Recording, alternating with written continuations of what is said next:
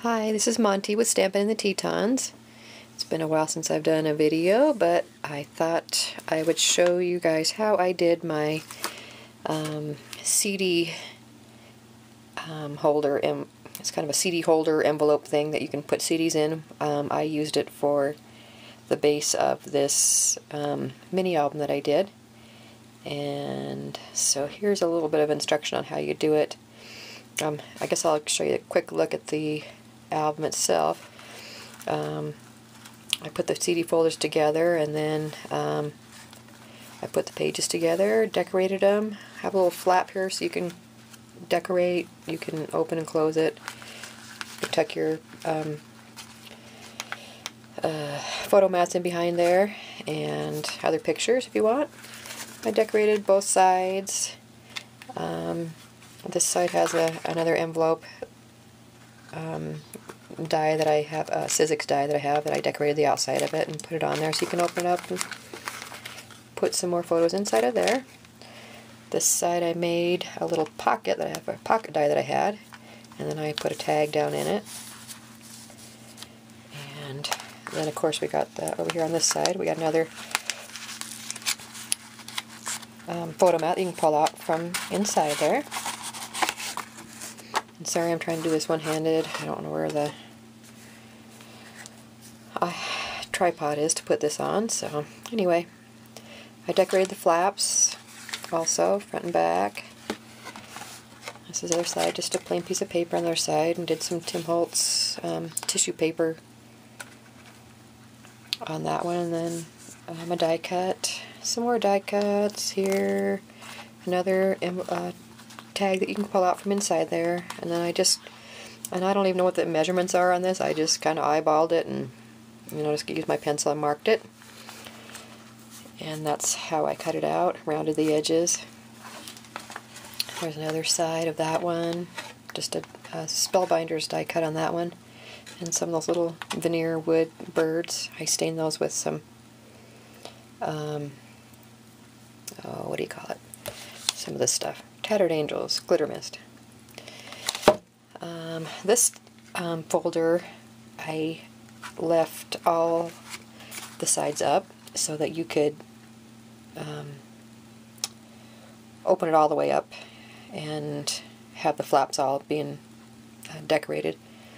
You can still put the mat in there on the side. And you can do, there's all different options. You can have this like I've done on these all the other pages. You can just have this open to the side. If you'd rather, you could turn it this way and have them all open up from the top, and then just stick your stuff down in it if you want.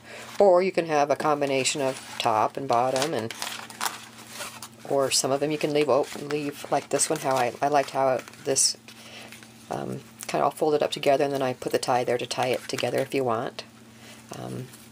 So then you can just untie it and open it up and see the thing inside there. I actually got the hole through this part of it here, which shouldn't be through there. I should have it on the other side of it so it can open up the full way, but anyway, that's the way it's supposed to be. So it kind of gives it a neat look how you can have all four. So it's totally up to you whether you want to do all four of them open or two of them open. You could tack down the two of them and cover the bottom up with these and just leave two flaps open, or close these two up and put your paper over this and then have your two sides open, or you can just leave it and have just the one side open like this, or you can have a combination of all the different things. So it's just totally customizable to whatever you want it to look like. So that's that one. That's the back page, and that one's just I just covered it. I used my corner punch that you can stick photos up underneath it, and so that's what I used to do the corners. And then I had this acetate thing that I cut and put in there for decor over the top of the doily and the tag that I had there. So anyway, and then I just took my hole punch and I punched a hole in each of the edges, in each of the corners, so depending on where you want it to hook at, because mine's opening on the side, that's where I made mine. If you want it on the top, if you wanted to open from the top, then maybe you might want to, you know, put it, you know, your holes down here or on the bottom, or maybe even, you know, on this side. You can still put it on the top. You're just going to want to make sure, and I learned this the hard way, cut your holes, punch your holes, and put your little things on, and make sure you don't have your your photo mats that slip inside. Make sure you have those pulled out when you do that. I did mine after I had it all done, and so then I had these already inside there, and this is what happens when you have that inside there and you cut it. I mean, you do your hole punch, and so it leaves a little hole. So anyway, just remember to do that before you just take the mats out before you punch it.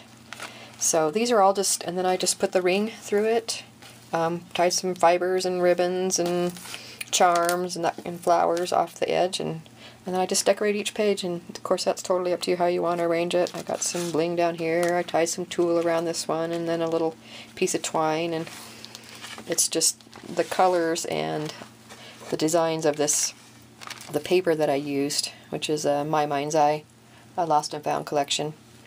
It's just really pretty, so you don't have to do a whole lot to it. I added, you know, a lot of kind of vintage looking things with lace and beads, and you know, some bling here, and just different things. So has a real cute look to it. So let me show you real quick how I put those folders together. So you just take your folder and just fold it up. It's already what do you call it?